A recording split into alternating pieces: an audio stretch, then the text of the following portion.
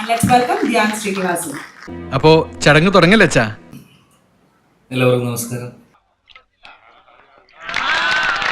നമ്മൾ ക്ഷണിച്ചിട്ട് വന്ന കുറച്ച് ആൾക്കാരുണ്ട്. അതിൽ അവരോടുള്ള നന്ദി പറച്ചിലാണ് ഇനി അടുത്തുള്ള.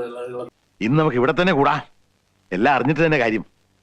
തമ്പി, 2 കസേര എടുത്ത് പുറത്തേക്ക് ഇടുക. അതിൽ പ്രധാനമായിട്ട് പറയാനുള്ളത്, എൻ്റെ ദുഃഖത്തിലും സന്തോഷത്തിലൊക്കെ പങ്കുചേർന്ന വർഷങ്ങളായിട്ട് കൂടെയുള്ള ഒരാളാണ്. എൻ്റെ മെൻറ്ററും എൻ്റെ ജീവിതത്തിൽ ഏറ്റവും പ്രിയപ്പെട്ട എൻ്റെ സുഹൃത്ത്, എൻ്റെ പാർട്ട്ണർ, എൻ്റെ വഴികാട്ടി, ഇപ്പോഴത്തെ പവർ ഗ്രൂപ്പിൻ്റെ തലവനുമായ ശ്രീ അജു വർഗീസ്. ഒരുപാട് കാര്യങ്ങൾ പറയണം. അതിൽ പ്രധാനമായിട്ടുള്ള കാര്യം, ഞാൻ ഓസ്ട്രേലിയയിൽ ഇരിക്കെ എനിക്കൊരു ഫോൺ കോൾ വരുന്നു.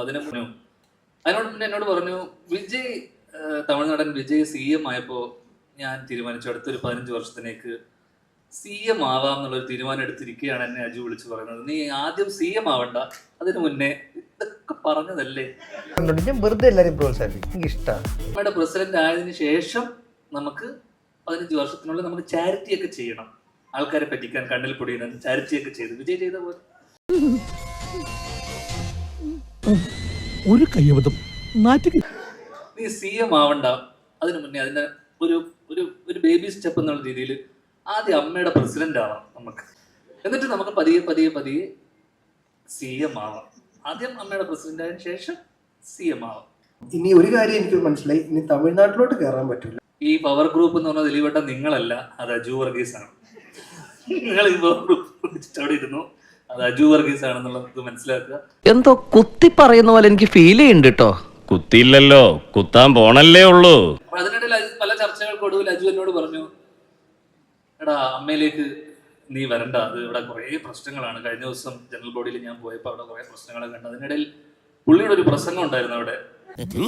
ആ പ്രസംഗത്തിനെ കുറിച്ച് പുള്ളി എൻ്റെ അടുത്ത് വളരെ വാദവരാതെ, എൻ്റെ പ്രസംഗം വളരെ ഗംഭീരമായിരുന്നു എന്ന് പറയുകയും അതിനെക്കുറിച്ച് പലരും അഭിപ്രായം പറഞ്ഞ വോയിസ് നോട്ടുകൾ എനിക്ക് അയക്കുകയും, ഈ ജനറൽ ബോഡിയിൽ അദ്ദേഹം സംസാരിച്ച കാര്യങ്ങളെ വളരെ ശക്തമായ ഇംഗ്ലീഷിലുള്ള ഒരു പ്രസംഗമായിരുന്നു.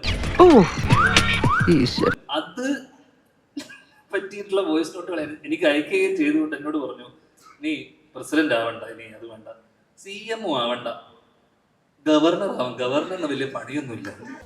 അനാവശ്യമായി എന്നെ പ്രോത്സാഹിപ്പിച്ച് പല തവണ കുഴി ചാടിച്ചിട്ടുള്ളവനാണ് നീ.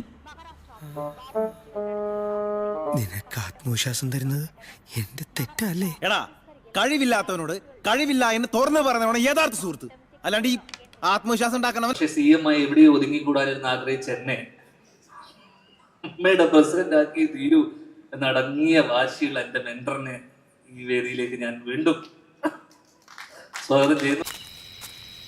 എന്റെ ഐഡിയ പോയി, നിന്റെ ഐഡിയ നിന്നെ ഞാൻ കൊന്നേനെ പട്ടി. അതോടൊപ്പം തന്നെ ഒരിക്കലും ആവാൻ പാടില്ലാത്ത, ഞാൻ ആഗ്രഹിക്കാത്ത അമ്മയുടെ പ്രസിഡന്റ് സ്ഥാനം ഞാൻ ഇവിടെ രാജിവെക്കും. കേരള ഫയർഫോഴ്സിനും ഇവിടുത്തെ നാട്ടുകാർക്കും മണവാളാൻ സൽസിന്റെ പേരിലും എന്റെ വ്യക്തിപരമായ പേരിലും ഞാൻ നന്ദി രേഖപ്പെടുത്തിക്കൊള്ളുന്നു.